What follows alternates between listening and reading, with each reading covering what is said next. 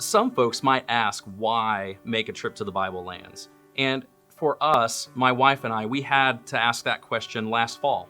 We decided that it was a worthwhile endeavor for us as biblical students to go to the places where so many of those Bible events had taken place. And it just added depth. It added depth to our study.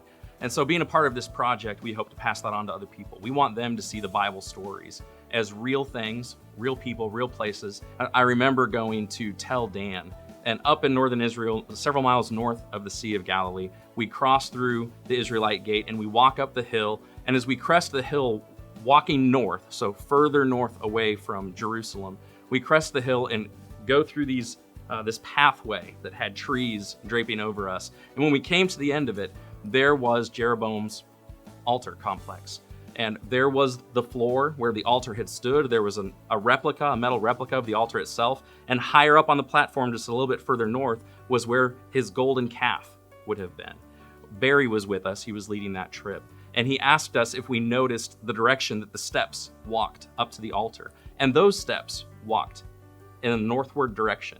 And the point of the whole complex was northernmost Israel, this northernmost idolatrous place, and even the steps leading up to the altar itself were facing north. The people that were making use of that had their backs toward Jerusalem during the entire time.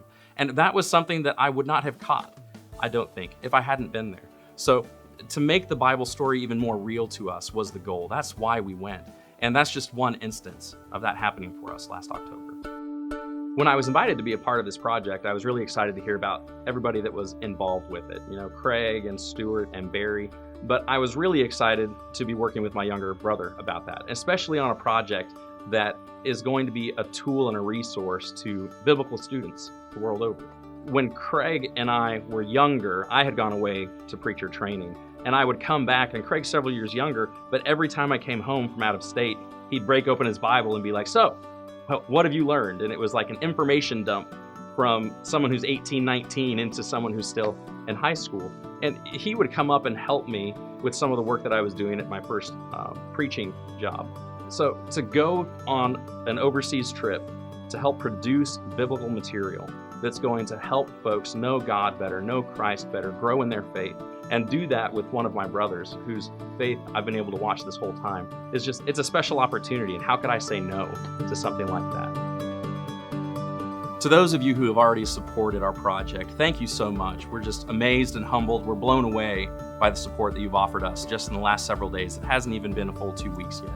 But for those who have been wondering whether we need your help, we absolutely do. There's no way that we could put something on like this or produce a resource like this without your help. So if you're considering, please jump in and be a backer with us. Help make this available to people the world over, for everyone who wants to walk closer with Christ, to go deeper in their Bible study, to have a more rich and developed understanding of the background and the culture of what they're reading. Please back us on this project. Thank you so much for considering it.